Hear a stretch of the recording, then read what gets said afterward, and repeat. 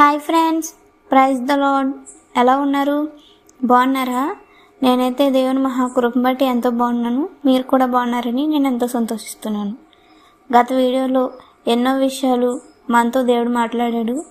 ఇప్పుడు కూడా కొన్ని విషయాలు మీతో షేర్ చేసుకోవాలని నేను ఎంతో సంతోషిస్తున్నాను, ఆశపడుతున్నాను.